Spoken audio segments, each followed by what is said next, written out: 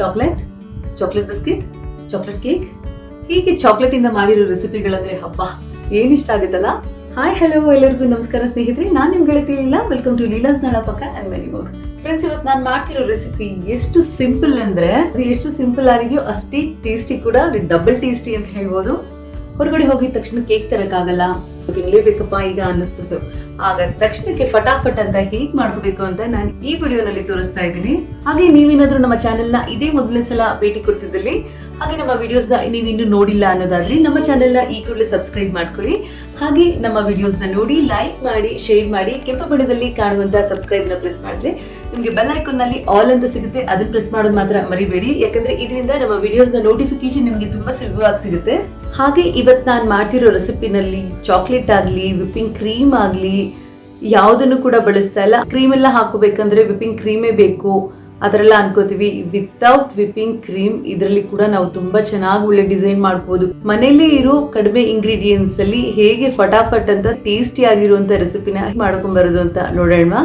Friends, ನಾನಿಲ್ಲಿ 1 packet Oreo biscuit ತಗೊಂಡಿದ್ದೀನಿ. ಈಗ ಇದನ್ನ ಓಪನ್ ಮಾಡಿಕೊಂಡು ಸಪರೇಟ್ ಮಾಡ್ಕೊಳ್ಳೋಣ.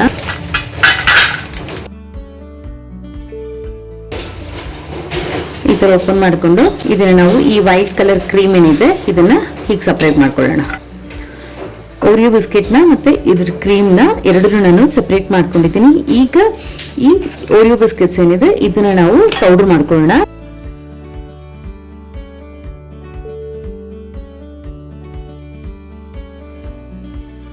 ಈಗ ಇದು ಪೌಡರ್ ಆಗಿದೆ. ಇಲ್ಲಿ ನಾನು ಅರ್ಧ ಕಪ್ಪು ಹಾಲನ್ನು ತಗೊಂಡಿದ್ದೀನಿ. ಈ ಪೌಡರ್ನ ಈಗ ನಾವು ಮಿಕ್ಸ್ ಮಾಡ್ಕೊಳ್ಳಿಕ್ಕೆ ಎಷ್ಟೆಷ್ಟು ಬೇಕು ಸ್ವಲ್ಪ ಸ್ವಲ್ಪ ಹಾಲನ್ನೇ ಹಾಕೊಂಡು ಮಿಕ್ಸ್ ಮಾಡ್ಕೊಳ್ಳೋಣ. ಇದು ನೋಡಿ, ಇದು ಇನ್ನೂ ಗಟ್ಟಿ ಇದಲ್ಲ, ಇನ್ನ ಹಾಲು ಹಾಕ್ಬೇಕು ಸ್ವಲ್ಪ.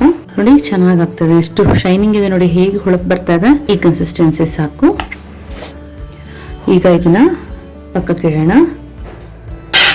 ಈ ಕ್ರೀಮ್ ಏನಿದೆ ಈ ಕ್ರೀಮ್ಗೆ ನೋಡಿ ಅದೇ ಹಾಲು ಏನು ತಗೊಂಡಿದ್ದೆ ಅದೇ ಹಾಲನ್ನ ಹಾಕಿ ಈ ಕ್ರೀಮ್ನ ನಾವು ಸ್ವಲ್ಪ ತೆಳು ಮಾಡ್ಕೋಬೇಕು. ಸ್ವಲ್ಪ ಸ್ವಲ್ಪನೇ ಹಾಕೊಳ್ಳೋಣ, ಯಾಕಂದ್ರೆ ಇದು ಕೂಡ ತುಂಬಾ ತೆಳು ಆಗಬಾರ್ದು. ಈ ತರ ಚಿಕ್ಕದ ನೋಡಿ ವಿಸ್ಕರು, ಇದನ್ನು ತಗೊಳ್ಳೋಣ. ಬೇಗ ಆಗತ್ತೆ ಕೆಲಸ ಇದ್ರಲ್ಲಿ. ಸ್ವಲ್ಪ ಇದಕ್ಕೆ ನಾವು ತಗೊಳ್ಳೋಣ ಸುಮಾರು 2 ಸ್ಪೂನ್ ಅಷ್ಟು ಹಾಲಿನ ಪೌಡರ್.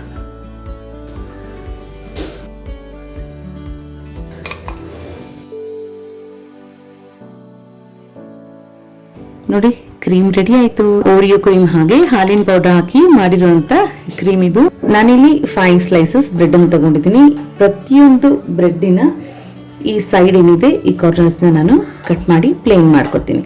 ನೋಡಿ, ಎಲ್ಲಾ ಬ್ರೆಡ್ ನಾನು ಸೈಡ್ಸ್ ನ ಕಟ್ ಮಾಡಿ ಇಟ್ಕೊಂಡಿದ್ದೀನಿ. ಈಗ ಸೈಡ್ಸ್ ಏನಾದ್ರು ಈವನ್ ಆಗಿದೆ ಅಂತ ಹೇಳಿದ್ರೆ ನಾವು ಖಂಡಿತ ಆ ಸೈಡ್ಸ್ ಅಲ್ಲಿ ಇಟ್ಕೊಂಡೇ ನಾವು ಮಾಡ್ಕೋಬಹುದು.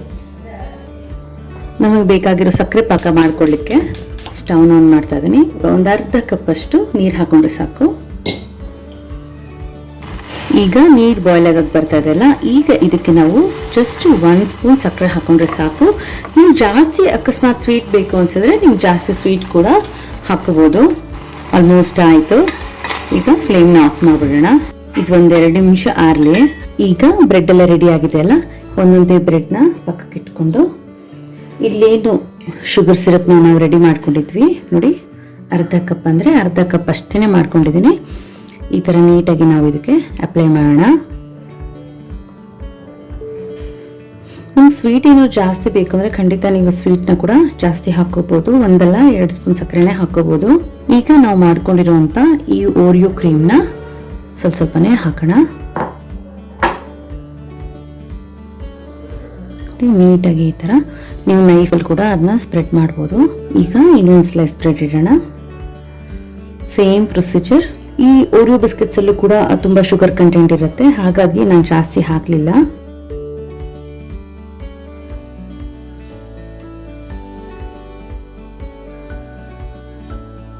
ಈಗ ಮೇಲೆಲ್ಲ ಅಪ್ಲೈ ಮಾಡಾಯ್ತಲ್ಲ, ಈಗ ಸೈಡಿಗೆ ಮಾಡೋಣ.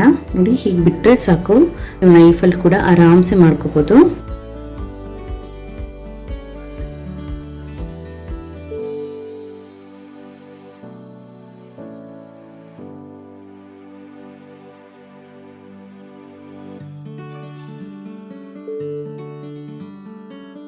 ಕೇಕ್ನ ನೈಫ್ ಸಹಾಯದಿಂದ ಪ್ಲೇಸ್ ಮಾಡ್ಬೋದು. ನಿಮ್ಮ ಹತ್ರ ಏನಾದ್ರು ಈ ತರ ಕುಕ್ಕಿ ಕಟರ್ ಈ ತರ ಏನಾದ್ರು ಇರುತ್ತೆ, ಬೇರೆ ಬೇರೆ ಡಿಸೈನ್ಸ್ ಅಲ್ಲಿ ಇರುತ್ತೆ, ಬೇಡ ಅಂದ್ರೆ ಖಂಡಿತ ನೀವು ಅದನ್ನ ಸ್ಕಿಪ್ ಮಾಡ್ಬೋದು. ಈ ತರ ಮಾಡಿದಾಗ ನಿಮ್ಗೆ ಒಂದು ಒಳ್ಳೆ ಶೇಪ್ ಅಲ್ಲಿ ನೀವು ಈ ತರ ಸಿಗುತ್ತಲ್ಲ, ಇದನ್ನ ಬೇಕಾದ್ರೆ ನೋಡಿ ನಾವು ಹೀಗೆ ಇಟ್ಕೋಬಹುದು.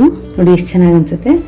ಶುಗರ್ ಸಿರಪ್ನ ಬೇಕಾದ್ರೆ ನಾವು ಒಂದ್ ಸ್ವಲ್ಪ ಇದ್ರ ಮೇಲೆ ಹೀಗೆ ಹಾಕೋಬಹುದು. ಈ ಕ್ರೀಮ್ನ ಹೇಗೆ ನಾವು ಇದ್ರ ಮೇಲೆ ಡಿಸೈನ್ ಮಾಡೋದು ಅಂತ ನೋಡೋಣ.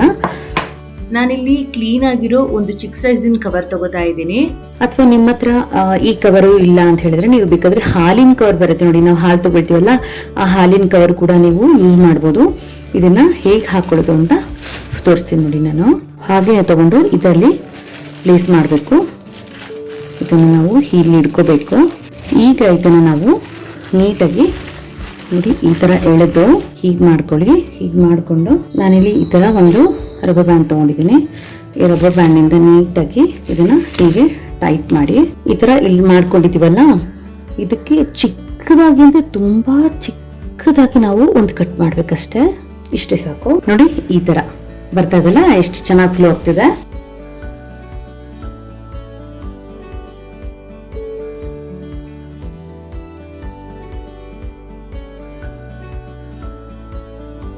ಹಾಲಿನ ಪುಡಿ ಇಲ್ಲ ನಮ್ಮ ಹತ್ರ ಅಂತ ಅನ್ಸ್ದಾಗ ನಿಮ್ಗೆ, ನನ್ನ ಹತ್ರ ಒಂದು ಬೆಸ್ಟ್ ಐಡಿಯಾ ಇದೆ.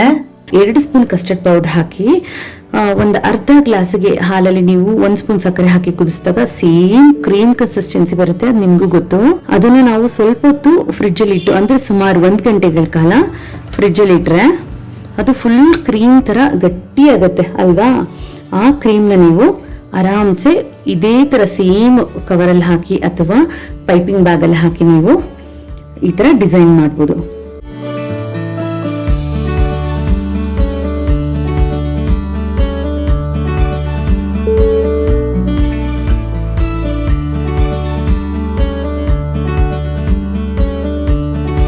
ಎಷ್ಟು ಕ್ಯೂಟ್ ಆಗಿ ಬಂತಲ್ಲ. ಈ ತರ ನಿಮ್ಮ ಹತ್ರ ಏನಾದ್ರು ಚಾಕೋ ಚಿಪ್ಸ್ ಇತ್ತು ಅಂತ ಹೇಳಿದ್ರೆ ಈ ತರ ಸ್ಪೂನ್ ಅಲ್ಲಿ ನೀವು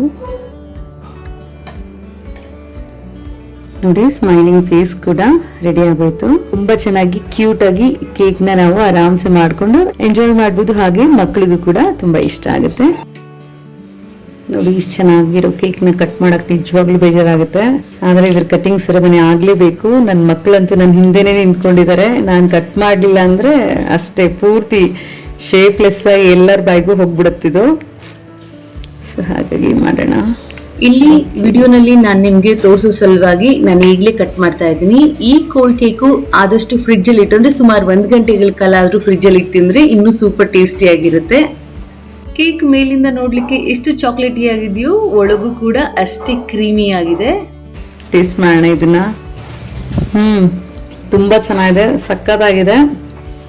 ಟ್ರೈ ಮಾಡಿ ರೆಸಿಪಿ ಹೇಗೆ ಬಂತು ಅಂತ ನನಗೆ ನಿಮ್ಮ ಅಮೂಲ್ಯವಾದ ಕಮೆಂಟ್ಗಳ ಮುಖಾಂತರ ಖಂಡಿತವಾಗ್ಲೂ ತಿಳಿಸ್ಬೇಕು. ಅವಾಗಷ್ಟೇ ಗೊತ್ತಾಗತ್ತೆ ನನಗೆ ನಿಮ್ಮ ಕೇಕ್ ಎಷ್ಟು ಇಷ್ಟ ಆಯಿತು ಅಂತ. ನಿಮಗೆ ನಮ್ಮ ಈ ವಿಡಿಯೋ ಇಷ್ಟ ಆಗಿದೆ ಅಂತ ಅನ್ಕೊಂತೀನಿ. ನಿಮ್ಗೇನಾದ್ರೂ ನಮ್ಮ ವಿಡಿಯೋ ಇಷ್ಟ ಆಗಿತ್ತು ಅನ್ನೋದಾದ್ರೆ ನಮ್ಮ ವಿಡಿಯೋಸ್ ನೋಡಿ ಲೈಕ್ ಮಾಡಿ, ಶೇರ್ ಮಾಡಿ, ಹಾಗೆ ಹೆಚ್ಚು ಹೆಚ್ಚು ಜನಕ್ಕೆ ನಮ್ಮ ವಿಡಿಯೋಸ್ ಬಗ್ಗೆ ತಿಳಿಸಿ. ನಿಮ್ಮ ಸಪೋರ್ಟ್ ತುಂಬಾ ಅತ್ಯಗತ್ಯ. ಹೇಗೆ ರೆಸಿಪಿ ಬಂತು ಅಂತ ಕೂಡ ತಿಳಿಸಿ. ನಿಮ್ಮ ಕಮೆಂಟ್ಗೋಸ್ಕರ ಕೂಡ ನಾನು ಕಾಯ್ತಾ ಇರ್ತೀನಿ. ಮಕ್ಳಿಗೆ ಬೇಕಾಗಿರುವಂಥ ರೆಸಿಪಿಗಳು ಕೂಡ ಮಾಡ್ತಾ ಇರ್ತೀನಿ. ಸ್ವೀಟ್ಸ್, ನಾನ್ ವೆಜ್, ವೆಜ್ ಎಲ್ಲ ರೆಸಿಪಿಗಳು ಕೂಡ ನಮ್ಮ ಚಾನಲ್ನಲ್ಲಿ ಅವೈಲೇಬಲ್ ಇದೆ. ಹೋಗಿ ನೋಡಿಲ್ಲ ಅಂದರೆ ದಯವಿಟ್ಟು ನೋಡ್ಕೊಂಬನ್ನಿ. ನಿಮ್ಗೆ ಯಾವುದಾದ್ರೂ ರೆಸಿಪಿಗಳು ಬೇಕಾಗಿದ್ರೆ ನನಗೆ ಕಮೆಂಟ್ ಬಾಕ್ಸಲ್ಲಿ ತಿಳಿಸಿರಿ, ನಾನು ಖಂಡಿತ ಮಾಡ್ತೀನಿ. ನಾನಿವತ್ತು ತೋರಿಸಿದಂಥ ರೆಸಿಪಿ ನಿಮ್ಗೆ ಇಷ್ಟ ಆಗಿದ್ರೆ ಲೈಕ್ ಮಾಡಿ. ಸಖತ್ ಇಂಟ್ರೆಸ್ಟಿಂಗ್ ಆಗಿರೋ ಮತ್ತೊಂದು ವಿಡಿಯೋ ಜೊತೆ ನಾನು ಬರ್ತೀನಿ. ಅಲ್ಲಿವರೆಗೂ ನಮಸ್ಕಾರ.